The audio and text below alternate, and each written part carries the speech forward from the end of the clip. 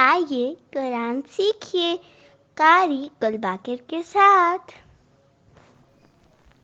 अऊज़ु बिल्लाहि मिनश्शैतानिर्रजीम बिस्मिल्लाहिर्रहमानिर्रहीम। आज का सबक सूरह बकरा की आयत नंबर 14 से स्टार्ट होगा और आयत नंबर 17 तक आज हम तिलावत करेंगे।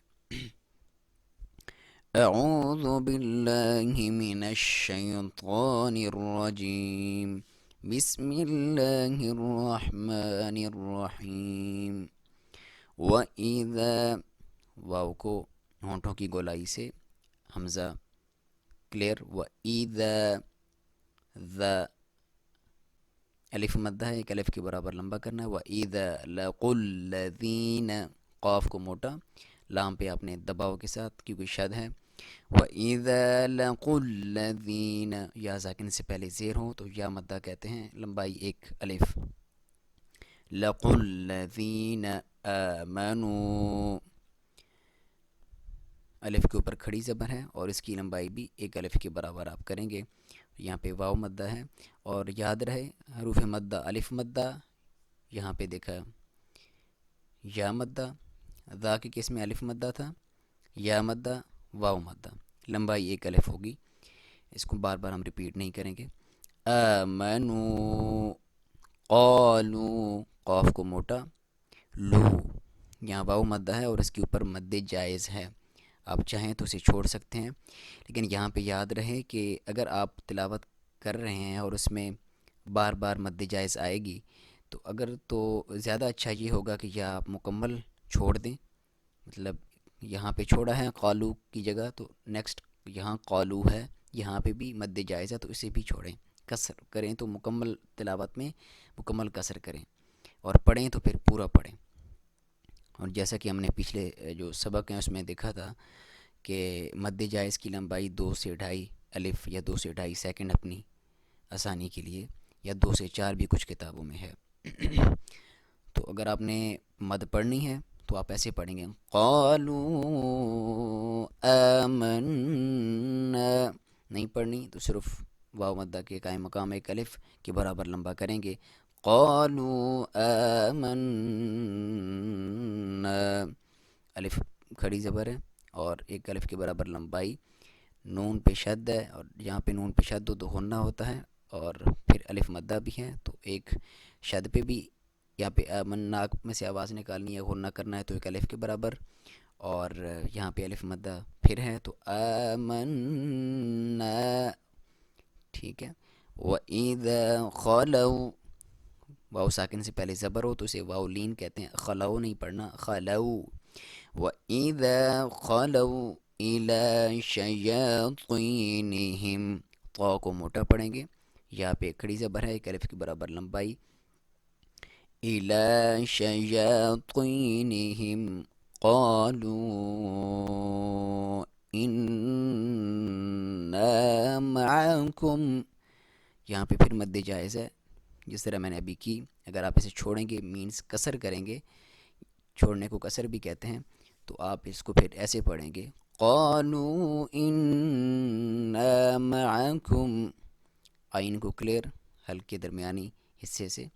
या नून मुशद्दद है, नून पे शद है तो आप नाक में से आवाज़ निकालेंगे और एक जब नाक में से आवाज़ निकाल रहे होंगे तो एक अलिफ के बराबर खींचेंगे और उसके बाद अलिफ मद्दा भी है, इन्ना मअकुम इन्नमा नहनु मुस्तहज़िऊन, हा को क्लियर, नहनु,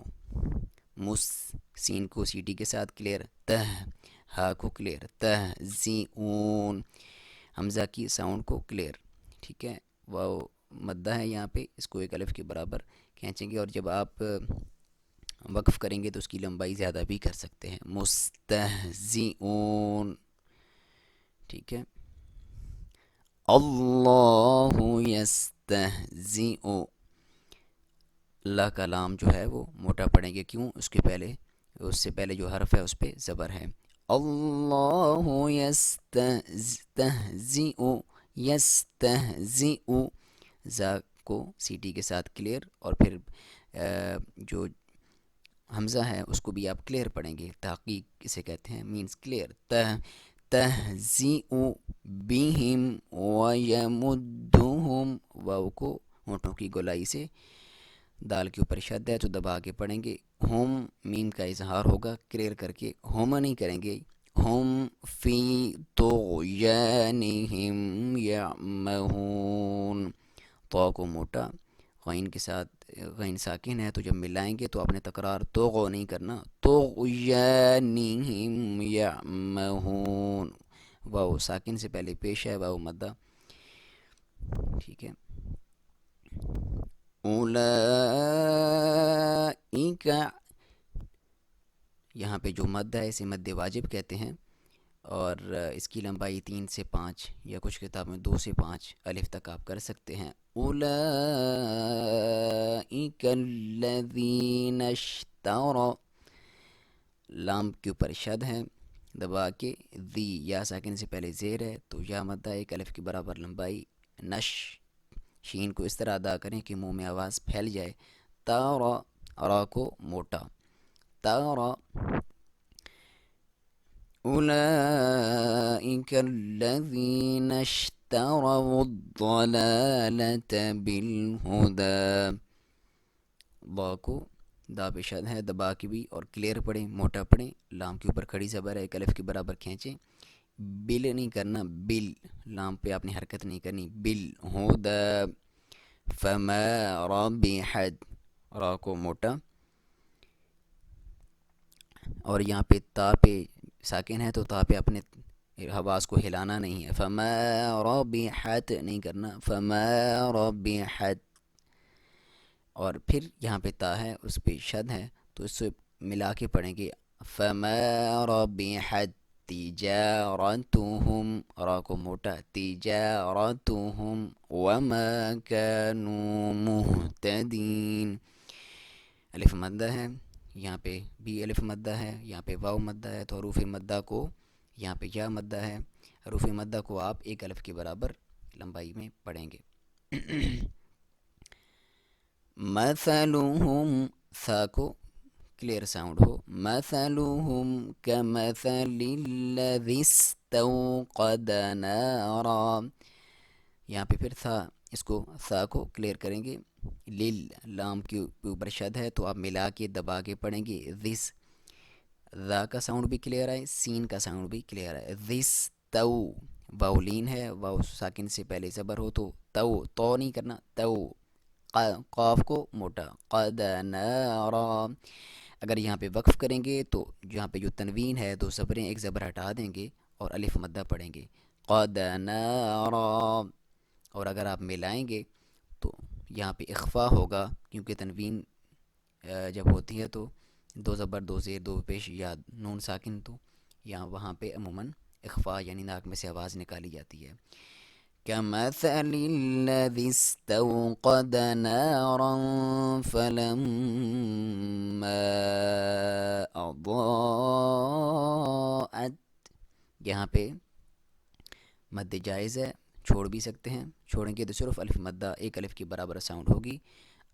جو ہے حمزہ اس کو کلیئر کریں، ضا کو موٹا، اور یہاں پہ مد واجب ہے، اس کی لمبائی میں نے پہلے ڈسکس کر دی، 3 سے 5 یا 2 سے 5 الف کے برابر، اور میم مشدد ہے، یہاں پہ غنہ کریں گے ایک الف کے برابر لمبائی، فلما اضاءت، یہاں پہ اب میں نے مد جائز کو کسر کیا یعنی چھوڑا ہے، اضاءت، ضا کو کلیئر ہو، کا ساؤنڈ بھی کلیئر آئے حمزہ کا، ات پہ آپ نے آواز کو ہلانا نہیں ہے، ات، ما حولہ، حو، یہاں پہ واو ساکن سے پہلے زبر ہے تو حو نہیں پڑھنا، حو، اسے واولین کہتے ہیں، اور حو کر کے اب آپ کا ساؤنڈ ہونا چاہیے، ہو، الٹا پیش جو ہے اس کی لمبائی بھی ایک الف کے برابر ہوتی ہے، کھڑی زبر کھڑی زیر یا الٹا پیش جو ہے، ذهب الله بنورهم ما حوله ذهب الله بنورهم، اللہ کا لام موٹا کیونکہ اس سے پہلے زبر ہے، یہاں پہ واو ساکن سے پہلے پیش ہے تو ایک الف کے برابر لمبائی کیونکہ واو مدہ ہے، را کو باریک کیونکہ اس کے نیچے زیر ہے، وَتَرَكَهُمْ اب موٹا پڑھیں گے را کو کیونکہ اس پہ زبر ہے، میم کا اظہار، اس کو کلیئر، اس پہ آپ کی تکرار نہ ہو، ہم فی ظلمات لا یبصرون، وا کو کلیئر ساؤنڈ ہو، میم کے اوپر کھڑی زبر ہے، ایک الف کے برابر لمبائی، ہم نے یہاں پہ ادغام ہو رہا ہے لام کے ساتھ، تنوین ہے تو ہم نے قاعدہ پڑھا ہوا ہے جس میں ہم تنوین، دو زبر، دو زیر، دو پیش یا نون ساکن کے بعد حروف یرملون میں سے کوئی لفظ ہے تو ادغام ہوتا ہے، تو اب کیونکہ اور لام اور را کے ساتھ جو ادغام ہوتا ہے بغیر ہنہ کے ہوتا ہے، تل نہیں ہوگا، فی ظلمات لا یب، یہاں پہ الف مد ہے اور حروف قلقلہ میں سے با آتا ہے، تو یہاں پہ ہم نے پڑھا تھا حروف قلقلہ کون کون سے ہیں جی، قا، قاف، طا، با، جیم، دال، ان پہ جب بھی وقف یا آپ روکیں گے یا جزم کریں گے تو آپ تکرار سی پیدا ہوگی، یوب نہیں کریں گے، یوب نہیں کریں گے، یوب، یوب شیرون، سا کو موٹی سیٹی کے ساتھ واو مدہ ہے اور یہاں پہ آپ مد کر سکتے ہیں وقفے، تو آئیے تلاوت سماعت فرمائیں۔ اعوذ باللہ من الشیطان الرجیم، بسم اللہ الرحمن الرحیم، وَإِذَا لَقُوا الَّذِينَ آمَنُوا قَالُوا آمَنَّا وَإِذَا خَلَوْا إِلَى شَيَاطِينِهِمْ قَالُوا إِنَّا مَعَكُمْ إِنَّمَا نَحْنُ مُسْتَهْزِئُونَ اللہ یستہزئ بہم ویمدہم فی طغیانہم یعمہون اولئک الذین اشتروا الضلالة بالہدى فما ربحت تجارتهم وما كانوا مهتدين مثلهم كمثل الذي استوقد نارا فلما أضاءت ما حوله ذهب